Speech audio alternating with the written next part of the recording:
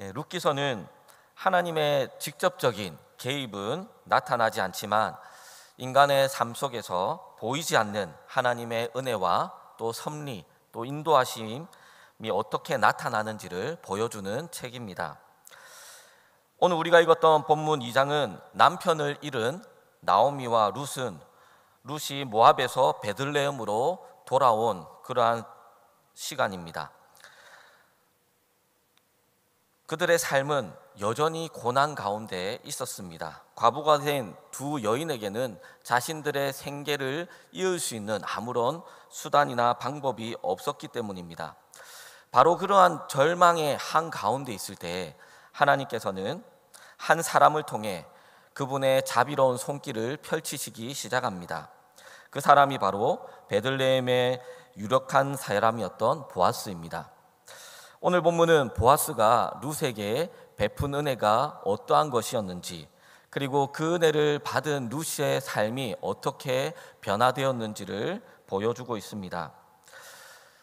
이 세상을 살아가고 있는 우리 역시도 보이지 않는 하나님의 은혜의 손길이 없이는 한순간도 살아갈 수 없습니다. 즉 우리에게도 룻과 같이 예기치 못했던 그러한 은혜의 손길들이 너무나도 필요합니다. 이 자리에 계신 우리 성도님들의 삶 가운데도 룻에게 임했던 그러한 하나님의 은혜의 손길들이 더욱더 차고 넘치기를 원합니다.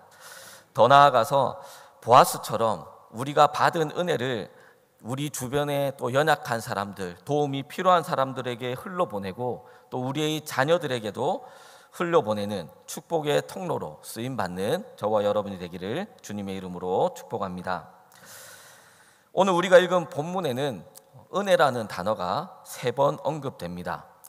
첫 번째 은혜는 2절에 나옵니다. 룻이 시어머니 나오미에게 밭으로 가서 내가 은혜를 입으면 그를 따라서 이삭을 죽겠나이다 라고 말하는 장면입니다. 여기서 룻이 구하고 있는 은혜는 바로 생존의 은혜라고 할 수 있습니다. 당시 율법은 가난한 자와 객을 위해서 밭 모퉁이를 남겨두고 그리고 거기에 있는 이삭을 줍게 했습니다. 하지만 그것은 밭 주인의 자비와 허락이 있어야지 가능한 일이었습니다. 룻은 자신이 그 일을 하는 것도 당연한 자격이 없음을 알고 있었고, 그래서 누군가의 은혜를 기대하는 마음으로 겸손하게 밭으로 나아갔습니다. 룻은 자신의 연약함과 그리고 절박한 상황을 인정하고 단지 살아가기 위해서 최소한의 기회를 강구하고 있었습니다. 우리는 이 장면에서 중요한 영적 진리를 깨달을 수 있습니다. 하나님의 은혜를 경험하기 위해서는 먼저는 우리 자신의 무능력함 그리고 연약함을 인정하고 오직 하나님의 자비와 사랑에 전적으로 의지하는 그런 마음이 있을 때 우리에게 하나님의 은혜가 나타난다는 것입니다. 애굽에서 나와서 홍해 앞에 섰던 이스라엘 백성들에게 하나님께서 너희는 가만히 있어 여호와께서 행하시는 구원을 보라 라고 말씀하신 것도 같은 맥락입니다. 이스라엘 백성들이 그 홍해 앞에 섰을 때 애굽 군대의 추격을 뿌리칠 수도 없고 그리고 홍해를 건너갈 수도 없는, 가지도 오지도 못하는 그러한 무능력함을 인정하고 하나님의 도우심을 가만히 바라보고 있을 때 하나님께서는 홍해를 가르시고 그들을 구원하시는 놀라운 역사를 보여주셨습니다. 이렇게 진정한 은혜는 우리가 가진 것이 아무것도 없음을 깨닫고 우리의 연약함을 인정할 때 임합니다. 룻이 자신의 힘이나 능력으로 아무것도 할 수 없음을 인정하고 누군가의 은혜를 잊기를 구하는, 소원하는 마음으로 손을 내밀었을 때 하나님은 보아스를 통해 일하시기 시작하셨습니다. 두 번째 나오는 은혜는 10절에 나옵니다. 당신이 어찌하여 내게 은혜를 베푸시며 라는 부분입니다. 여기서 은혜가 의미하는 것은 기대 이상의 인정과 그리고 존중의 은혜를 의미합니다.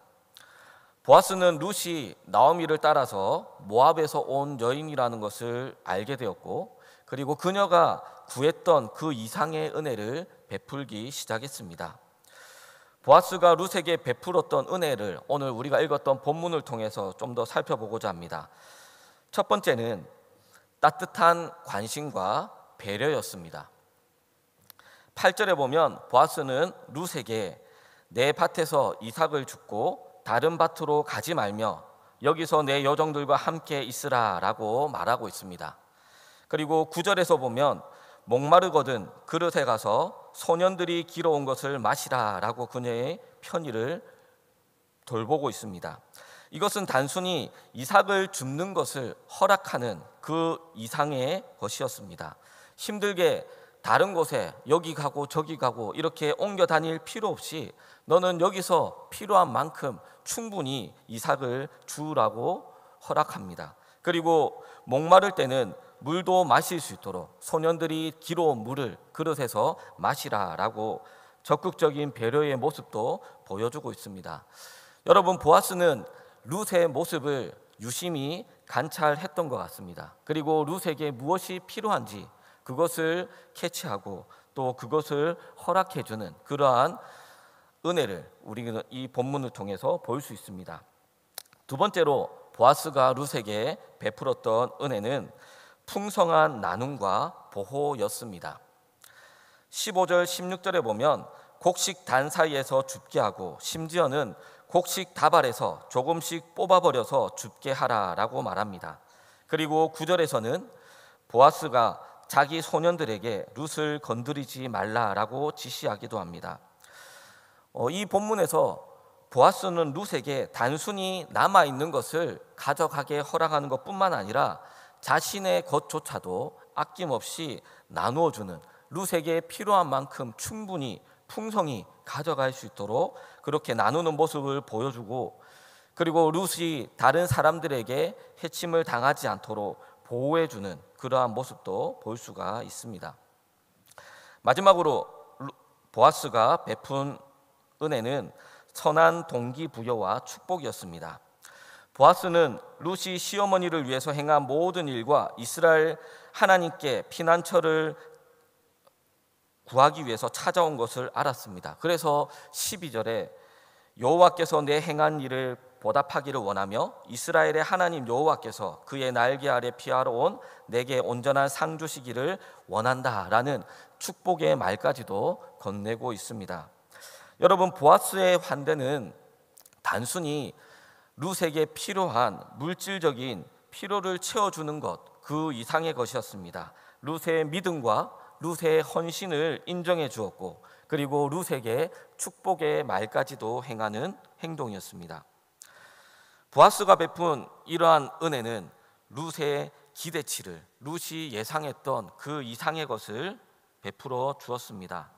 룻은 자신이 이방인이었기 때문에 무시당하거나 차별당하지 않을까 걱정하며 은혜를 구했지만, 보아스는 신분이나 배경에 상관없이 한 인간으로서 그녀의 존재 가치를 인정해주고 또 존중해 주었습니다. 이것은 단순한 물질적 도움이 아니라 상처받고 소외된 영혼에게 자존감을 회복시켜주는 심리적이고 영적인 치유의 은혜라고 말할 수 있습니다. 오늘 본문에 나오는 세 번째 은혜는 13절에 나옵니다. 룻은 13절에서 이렇게 이야기합니다. 내 주여, 내가 당신께 은혜 있기를 원하나이다 라고 고백하고 있습니다. 여러분, 지금까지 보아스가 행했던 그러한 은혜들을 살펴보면 너무나도 많은 은혜를 받았음에도 불구하고 룻은 또다시 당신께 은혜 있기를 원합니다 라고 구합니다. 이것은 단순한 기회나 일시적인 그러한 도움을 넘어서는 것입니다. 이제 룻은 보아스에게 더 깊은 관계 속에서의 은혜, 즉 완전한 보호와 그리고 구속의 은혜를 구하고 있습니다. 물질적인 그러한 도움을 받고 그리고 축복의 말을 들었던, 보아스로부터 들었던 룻은 그것으로 그치지 않고 더 큰 안식과 그리고 평안을 찾고자 하는 마음에서 이 은혜를 구하고 있습니다. 이러한 은혜를 구하는 장면을 통해서 이것은 후에 우리가 오늘 본문에 나오진 않지만 보아스가 귀여운 물을자로서 룻을 구속하고 그의 아내로 맞아들이는 계기가 됩니다. 즉 보아스는 룻에게 일시적인 은혜를 베푸는 것을 넘어서서 영구적인 안정과 사랑을 제공하는 궁극적인 은혜를 베풀었습니다. 이 보아스가 룻에게 베풀어줬던 이 은혜가 이후에 우리에게 나타났던 예수 그리스도의 은혜를 예표하기도 합니다. 우리 역시 죄와 사망의 노예였지만 예수님께서 십자가에서 우리 죄를 대신해서 죽으심으로 우리를 구속해 주셨습니다. 죄로 인해 소외되고 버려졌던 우리를 하나님의 자녀 삼아 주시고 영원한 안정과 참된 안식을 베풀어 주셨습니다. 이것이 바로 은혜의 본질이라고 말할 수 있습니다. 은혜는 단순히 필요한 것을 채워주는 것, 그것을 넘어서고 존재 자체를 인정해주고 상한 마음을 싸매어주고 그리고 영혼을 회복시켜주는 그러한 능력을 가지고 있는 것입니다. 보아스가 룻에게 베푼 이 은혜는 단순히 생존을 넘어서는 마음에 참된 위로를 주는 존재를 회복시켜주는 놀라운 것이었습니다. 그녀는 다시 살아갈 용기와 희망을 보아스로부터 받았던 그 은혜에서 시작하게 되었습니다. 여러분, 보아스가 베푼 은혜로 인해 룻의 삶이 어떻게 바뀌었는지 다시 한번 요약해보면 세 가지로 말할 수 있습니다. 첫 번째는 생존에서 풍요로 바뀌었습니다.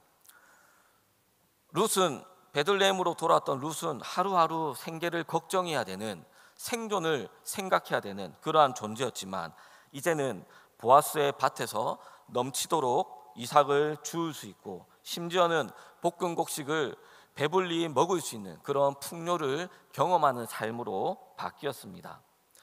두 번째로는 이방 여인이었던 룻이 그 이스라엘 땅에 와서 소외받던 그러한 상황이었지만 이제는 소속감을 누리는, 보아스와 그의 일꾼들로부터 존중받고 보호받는, 그리고 공동체의 한 일원으로 인정받는 그런 소속감을 느끼게 되는 삶의 변화를 경험한 것입니다. 마지막으로는 절망에서 소망으로 바뀌었습니다. 보아스가 베푼 은혜는 룻에게 새로운 삶에 대한 소망을 주었습니다. 이후에 그녀는 보아스의 아내가 되고 다윗 왕의 증조 할머니가 되었습니다. 절망과 상실로 시작했던 룻의 삶은 하나님의 은혜와 보아스의 환대 덕분에 인류 구원에 없어서는 안 될 중요한 위치를 차지하게 된 것입니다. 사랑하는 성도 여러분, 여러분은 이 룻이 경험했던 그런 은혜, 누군가로부터 또 하나님으로부터 받는 그런 은혜를 지금도 경험하며 살고 계신가요? 저는 지난 6월에 3주 동안 우리 세풍기도학교의 9학년 아이들과 유럽을 다녀왔는데 그곳에서 그러한 많은 은혜들을 경험했습니다. 그곳에 갔을 때 베를린에서 많은 사람들이 모이는 브란덴부르크 문 앞에서 우리 아이들이 공연하는 모습을 보기도 하고 또 루터가 종교개혁을 했던 그런 장소들을 찾아다니며 루터의 흔적들을 방문하기도 하고 스위스에서 아름다운 자연들을 마음껏 누리는 그러한 시간들을 가지고 돌아왔습니다. 하지만 지금 돌이켜보면 그러한 것들보다 더 기억에 남는 것은 우리가 3주 동안 그곳에 머무는 동안 우리의 피로를 채워주고 또 우리에게 도움의 손길들을 내밀어 주신 분들이 기억에 남습니다. 우리는 그분들이 베풀어 주셨던 그 은혜를 통해 보이지 않는 하나님의 손길을 느낄 수가 있었습니다. 이 시간 잠깐 그분들 몇 분을 제가 여러분들에게 소개하고자 합니다. 첫 번째 소개하고자 하는 분은 제독 한인회 회장이시기도 한 심동관 회장님이라는 분입니다. 이분은 1960년 70년대 우리나라에서 독일에 파독 광부를 보내던 시절에 독일에 가셨던 분이었습니다. 그리고 한국으로 귀국하지 않고 그곳에 머물면서 지금까지 살고 계신데 현재는 파독 광부 회관을 관리하시는데 우리가 이번에 가서 머물렀던 센터가 바로 그곳이었습니다. 이분은 우리가 그 센터를 또 사용할 수 있도록 여러 가지로 배려해 주었고, 처음에 우리가 독일에 도착했을 때 밤 12시가 되어서야 도착했는데 그때까지 우리를 맞이하기 위해서 기다려 주시고, 또 장거리 비행으로 배고팠던 우리들에게 맛있는 육개장도 준비해 주셨던 그러한 분이었습니다. 사실 이 센터가 있었기 때문에 3주간의 긴 여정이었지만 우리가 집처럼 편안하게 마음껏 사용하고 우리의 몸과 마음을 편히 쉴 수 있는 그러한 안식처가 이 회장님 덕분에 우리에게 주어졌기 때문에 3주간 그 여행을 크게 아픈 친구 없이 잘 마무리하고 돌아왔던 것 같습니다. 두 번째 소개할 분은 라이프치히라는 곳에서 만난 홍혜정 선교사님 부부였습니다. 작년에도 이분을 만났었는데 작년에는 인원이 작았기 때문에 이분이 자신의 집을 오픈해 주셔서 그분의 집에서 숙박까지도 했었는데, 올해는 인원이 23명이라는 대인원이 갔었기 때문에 집을 방문하지는 못하고 이분이 가꾸고 있는 독일식 정원에서 우리를 위해서 맛있는 바베큐를 준비해 주시고, 또 이곳에서 편안하게 맛있는 음식을 먹으면서 또 우리가 독일의 통일에 대해서도 배우는 시간들을 가지려고 했었는데, 그 전에 도움이 되는 독일의 역사에 대해서도 자세하게 또 재미있게 설명해 주셨던 그러한 분이었습니다. 이분이 해줬었던 이런 바베큐 덕분에 우리 아이들은 풍성한 그러한 저녁 식사를 해결할 수도 있었습니다. 세 번째 소개할 분은 네덜란드에서 만났던 김정기 선생님이라는 분입니다. 이분은 제가 첫 번째 사역지였던 샘물교회에서 처음에 고3이었던 고3 시절 때 만났던 그러한 학생이었는데, 지금은 어엿한 박사과정의 유학생이었습니다. 이분이 우리를 위해서 네덜란드에 있는 기독교 학교를 찾아주고, 또 우리가 그 학교에 가서 MOU를 맺고 자매 결연을 맺고 앞으로 좋은 관계를 계속해서 유지할 수 있도록, 또 이곳에 이번에 9학년 아이들과 함께 갔을 때 그 학교의 학생들과 서로 교제하는 시간들, 또 그들이 우리 아이들을 섬겨주는 그런 시간들도 가지도록 해주셨습니다. 그리고 네덜란드 곳곳을 다닐 때 또 우리에게 통역을 해주기도 하고, 무엇보다 티네커 메이어라는 한 여사님을 만날 수 있는 자리도 마련해 주었습니다. 마지막으로 소개해 줄 분이 바로 티네커 메이어 여사님입니다. 이분은 연세가 많으신 분인데 자신의 집으로 우리 모두를 이렇게 초대해서 맛있는 다가도 준비해 주시고, 편안한 분위기 속에서 또 네덜란드의 여러 가지 일정들을 했던 피곤했던 우리의 몸과 마음을 쉴 수 있도록 해주셨습니다. 그리고 자신이 경험했던 하나님을 소개해 주시고, 또 하나님의 말씀을 읽는 것이 얼마나 중요한 것인지를 아이들에게 다시 한번 알려주기도 했습니다. 그리고 연세가 지긋하신 분임에도 불구하고 자신이 살고 있는 하템시라는 그 도시를 함께 걸어 다니면서 직접 가이드를 해주시고 우리에게 친절하게 설명을 해주셨던 그러한 분이었습니다.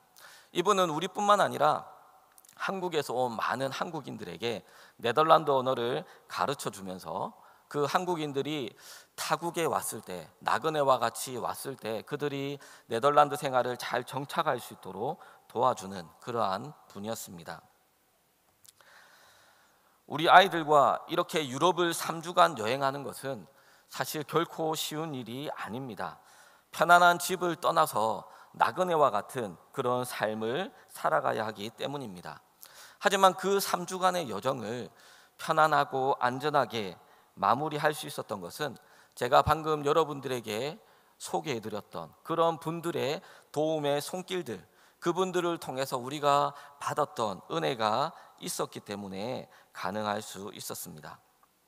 그분들 덕분에 편안하게 안전하게 여행을 할 수 있었고, 더 깊이 있는 배움을 경험할 수 있었고, 아름다운 만남들을 이어질 수 있도록 도움을 받았습니다.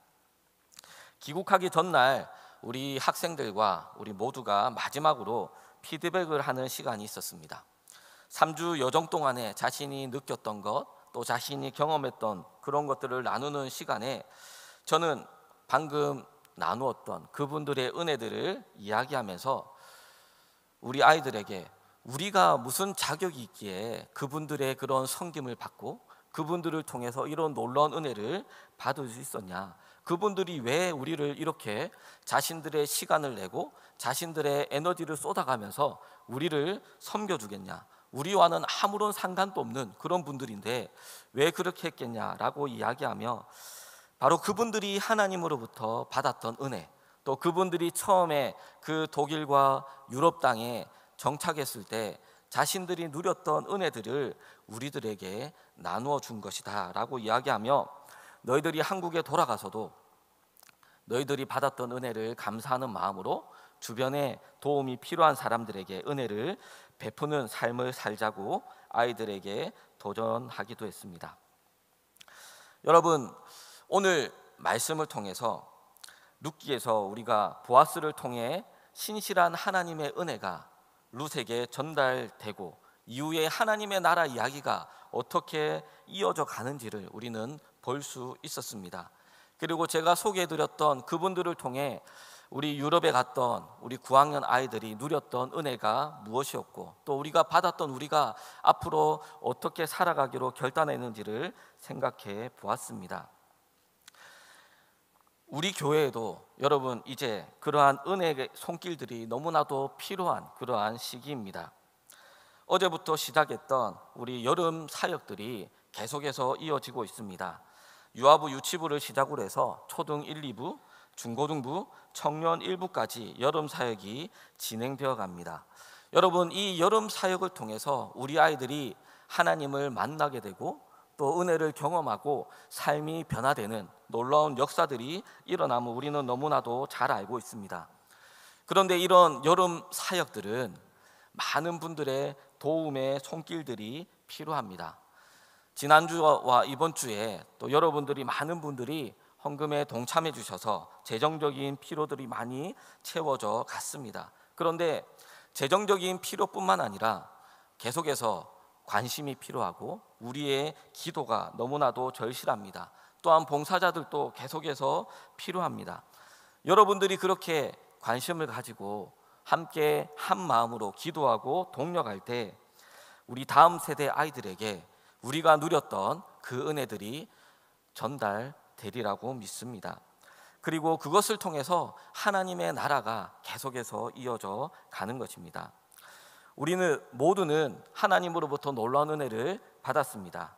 그런데 그것은 우리만 간직할 것이 아니라 우리 주변에 있는 도움이 필요한 사람들, 또 우리의 자녀들, 또 우리 교회의 다음 세대들에게도 이어져 가야 할 것입니다. 그 일에 쓰임 받게 되기를, 여러분들이 받은 은혜에 감사하고 또 그것을 풍성히 나누어주는 복된 삶을 살아가게 되시기를 주님의 이름으로 축복합니다.